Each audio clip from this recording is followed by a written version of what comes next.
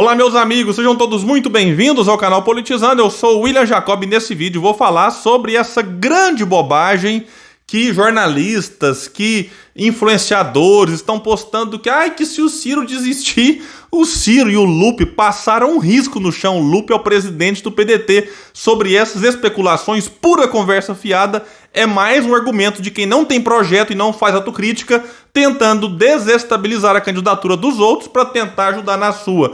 E eu vou trazer, além da fala do Ciro e do Lupe, 12 pontos, pra gente entender e rebater esse tipo de argumento sobre voto útil, essa coiseira toda. Mas antes eu quero pedir a ajuda de quem não está inscrito no canal. Se puder, se inscreva. A gente está aí quase chegando em 70 mil inscritos e a sua ajuda pode ser muito importante. Se inscrevendo, deixando like, dislike, comentando, compartilhando. Tudo isso é importante para nós aqui. Pessoal, então é o seguinte, está acontecendo um movimento aí impressionante de muitos jornalistas aparentemente isentos, preocupados com a democracia, fazendo manchetes que é um negócio absurdo. Sem Ciro, Lula venceria não sei o quê. Vitória de Lula no primeiro turno depende dos eleitores de Ciro. Voto útil do eleitor do Ciro pode eleger Lula. Olha, tenha santa paciência. Eles produzem isso como se estivesse em debate o Ciro desistir. Não tá. Então, se não tá, para que vir com esse tipo de manchete, tentando induzir o eleitor a fazer algum tipo de pressão? Enfim, até pouco tempo, vamos lembrar que era assim a manchete: Lula vai vencer no primeiro turno, Lula é a ponta pesquisa que vence no primeiro turno. Agora dependem da desistência do Ciro, que não vai acontecer. Daqui a pouco eu tô até imaginando, Se o Ciro, Dória, Janones e Simone Tebet desistirem, Lula vence no primeiro turno. Olha, então é simplesmente inacreditável alguém que foi presidente do Brasil por 2 mandatos, elegeu sucessora, ficar dependendo da desistência dos outros. É aquilo, Se foi tão maravilhoso o governo, por que tá passando então por esse perrengue aqui, tendo a necessidade que outros desistam, Então quem diria, hein, que o semideus, para muitos Lula, para outros até deve ser uma divindade mesmo, precisar que outros lhe deem uma ajudinha. E o Ciro, logo pela manhã do dia 11, escancarou esse movimento e disse o seguinte no seu Twitter e também nas suas redes sociais como Instagram e Facebook: está em curso uma operação midiática de puro terrorismo eleitoral. É isso aqui mesmo, é terrorismo eleitoral, com falsos argumentos técnicos e políticos para uma fantasiosa hipótese de vitória de Lula no primeiro turno. Nunca venceu, não venceria, nem vencerá. Hashtag no meu voto ninguém mexe, dominou as redes sociais e ficou ontem horas e horas no Trend Topic. Mas vamos trazer aqui alguns pontos. O primeiro que eu quero trazer de 12 é o seguinte: que eu saiba, a eleição, a não ser que alguém tenha mudado e não me avisou, é em outubro. A gente está em maio. Então petistas, jornalistas, analistas falam como se as eleições fossem amanhã. Terrorismo eleitoral. Segundo ponto: quem garante, supondo algo que não está em discussão, que se o Ciro desistisse agora, garantiria a vitória do Lula em outubro? Imagina o que pode acontecer daqui até lá. E vamos lembrar o que o Ciro disse: Lula nunca venceu no primeiro turno, nem ele nem a Dilma com seu apoio. Terceiro ponto: pesquisas mostram retrato do momento. Ops, mas peraí, beleza, todo mundo concorda com isso. Mas qual que é a metodologia? É porque pesquisa tem para todo gosto e 99% contratadas por bancos que ficam entupindo aí manchete, jornalismo e não sei o que com pesquisa tentando forçar essa polarização. Então tem para todo gosto, como eu disse, tem Lula com 35, 42, 46, tudo de uma semana para cá. Tem Ciro com 7, 9, 13, 14, tem que escolher, imagina. Vai de 7 a 13, praticamente com o mesmo cenário, num cenário mais reduzido, 14. Aí uma outra com cenário reduzido aponta ali 9, 10. É uma bagunça. Bolsonaro vai de 29 a 38. Tem para todo gosto. E por falar em pesquisa, os petistas hoje, dia 11, comemoraram uma que mostra Lula com 46, Bolsonaro 29, quando você pergunta nem um nem outro, 22. Era 19, aumentou 3 pontos de um mês para cá. Aí nessa pesquisa, na espontânea, que é quando o Instituto não coloca o nome dos candidatos, Lula aparece com 28, Bolsonaro com 22 e o Ciro com 2. 45% de indecisos quando você não mostra o nome. Então, ou eles não se lembram, ou simplesmente não estão ainda com o nome na ponta da língua. 45%. Aí tem 2 de branco e nulo. E tem ali 2 também com outros candidatos. Então isso aqui mostra que há um espaço, sim, para que um outro candidato tente agradar essa massa, né, que está indecisa, segundo essa pesquisa que particularmente eu nem gosto muito, né, e que pode lá na frente sim mudar para um outro nome. Quando você pega a votação não mais espontânea, mas é estimulada, o Ciro aparece em terceiro em todas, ou seja, é aquele que pode atrair voto útil de quem está atrás para tirar um ou outro do segundo turno, e tem muita gente com essa disposição, ou também tirar voto de quem está na frente com um porque não gosta do outro, está com o outro porque não gosta do um. Então esse aqui é um ponto importante para a gente refletir. Quarto ponto, erra quem faz a conta achando que os eleitores do Ciro iriam todos pro Lula. Aí faz a conta assim, ai, Lula tem 42, o Ciro tem 13. Se o Ciro sair, fica com 55, Lula não fica. Porque tem muita gente que hoje que vota no Lula que veio do Bolsonaro, que se arrependeu e está agora com o Ciro. Esse eleitor não vai nem a pau pro Lula. Ou ele volta pro Bolsonaro, e pode acontecer, o eleitor é livre para fazer a sua escolha, ou pode simplesmente falar é Ciro ou nulo. Então engana-se quem faz essa conta de X mais Y é igual a isso e aquilo. Não é assim que funciona. Teve uma mudança no perfil do eleitor do Ciro de 2018 para cá. Porque em 2018 o Ciro acabou recebendo votos porque o Lula não estava naquelas eleições. Então, pega a pesquisa. O Ciro em agosto, no cenário com o Lula, tinha 5% das intenções de voto, teve 12,47%. Mas no cenário em agosto sem o Lula, o Ciro aparecia com 9%. Então teve muita gente que, não tendo o Lula, não quis cair naquela fraude do PT e votou no Ciro. De lá para cá, o Lula voltou para o jogo, e esse eleitor que foi com o Ciro por uma questão pontual, está agora com o Lula. E mesmo assim o Ciro já aparece aí com mais votos do que teve em 2018. Porque o 12,47% que ele teve foram de votos válidos. Votos totais, o Ciro teve pouco mais de 9%. Então agora o Ciro perdeu parte do eleitor, mas já ganhou outra. E essa outra não vai para o Lula se o Ciro desistisse, é algo que eu insisto, não está em discussão, e o Ciro vai até o fim e reforçou isso hoje. Quinto ponto, se o Lula é tão bom, qual que é o temor de enfrentar um segundo turno com Bolsonaro ou Ciro? Será que o Lula tem medo de enfrentar o Ciro no debate? Porque, já pensou, o Ciro expor, né, na cara do Lula toda a hipocrisia do lulopetismo, e o João Santana conhece bem o Lula, hein? Eu tô ansioso para esses debates porque, olha, vai ser emocionante. Sexto ponto, alguém pode falar assim, ah não, é porque o Bolsonaro pode dar um golpe entre o primeiro e o segundo turno. Tenha santa paciência.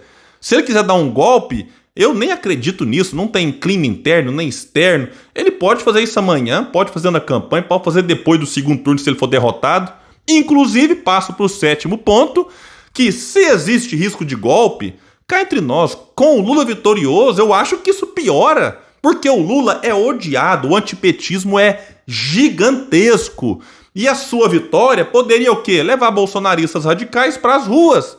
E Bolsonaro se sentir encorajado para eventualmente tentar uma aventura golpista, que eu não acredito muito, nem falo muito disso aqui no canal. Oitavo ponto, muitos que inflamam essa narrativa de agora estavam em 2018 gritando o quê? Lula livre. E usando as eleições não para debater o país, mas para debater uma prisão, se ela era justa ou injusta. Opa, que isso fosse feito na esfera adequada e não nas eleições. Enquanto isso, enquanto ficavam com Lula livre, Bolsonaro crescia com o antipetismo. Do outro lado estava quem? O Ciro, chamando o Bolsonaro de um projeto de Hitlerzinho tropical. E naquelas eleições, as pesquisas mostravam que o Ciro derrotaria Bolsonaro no segundo turno e que o Haddad perderia. Que o Haddad tinha uma rejeição gigantesca que foi aumentando na medida em que ele se colocou como candidato. E o Ciro, entre os candidatos competitivos, tinha menor rejeição. Então agora tem muita gente preocupada com a democracia. Essa mesma gente não estava em 2018 para defender o voto no Ciro. Alguns até estavam, a pequena minoria, mas a grande maioria, pessoal da cultura, influenciadores, estavam todos lá. Hashtag Lula livre, em vez de fazer hashtag projeto de país. Então esse é um outro ponto que tem que ser abordado. E um outro ponto que eu quero trazer aqui, o nono. Quem é petista convicto eu respeito. Discordo, mas entendo, né? Tem suas convicções, ok. Mas tem muita gente que deu um cavalo de pau na própria convicção que é de assustar. Agora, será? É uma pergunta que eu faço, não vou afirmar nada. Que muitos aí, nesse cavalo de pau ideológico, estão pensando numa boquinha no eventual governo Lula, porque são milhares de cargos indicados pelo Lula e pelo PT. E eu não duvido que tem muito dinheiro correndo solto. Muita gente atrás também de seguidores, para aproveitar a modinha, foto com o Lula bomba nas redes. E tem muita gente hoje que se preocupa mais com crescimento em rede social do que com convicção do que com defender projeto de país. 10º ponto, o único argumento de muitos é: temos que derrotar o Bolsonaro. Olha, mas Bolsonaro só existe graças ao Lula. E vamos lembrar que o Ciro também derrota Bolsonaro em todas as pesquisas no eventual segundo turno.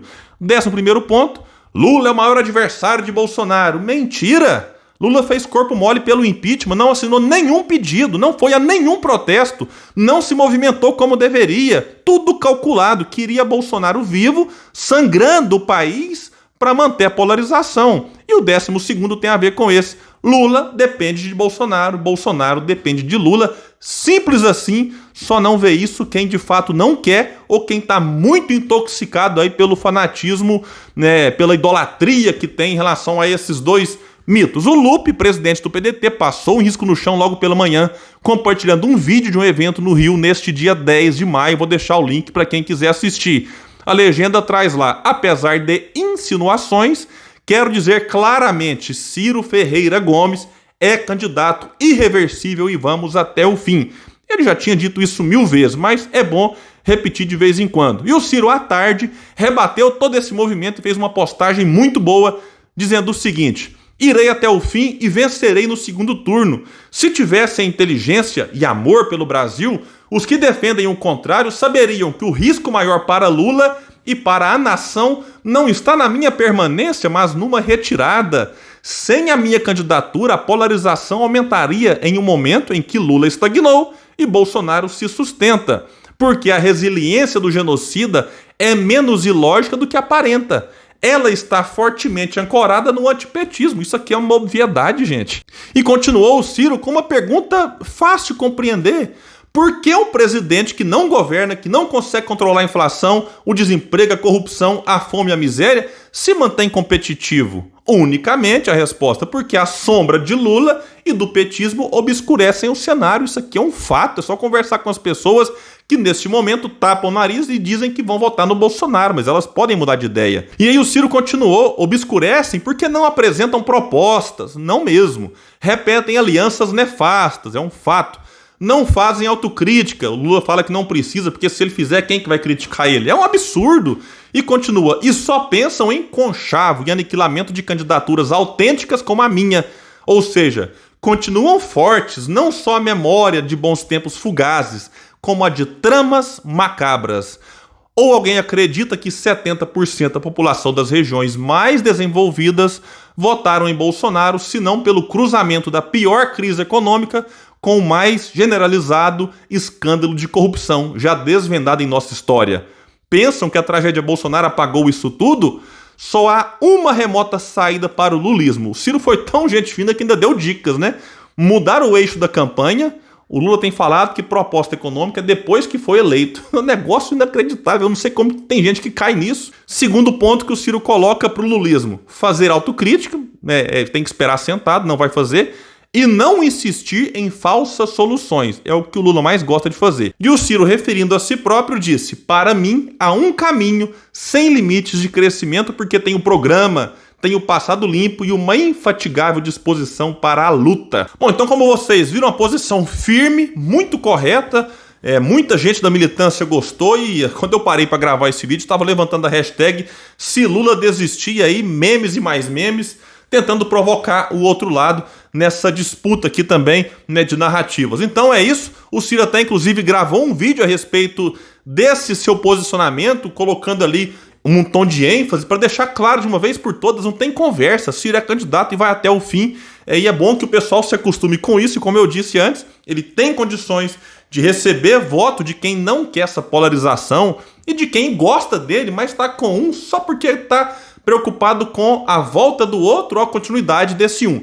Então vamos aguardar, tem muita coisa para acontecer daqui até as eleições e elas prometem. Quem acha que elas estão definidas pode aí cair do cavalo mais para frente. Pessoal, é isso, eu fico por aqui e até o próximo vídeo no canal Politizando.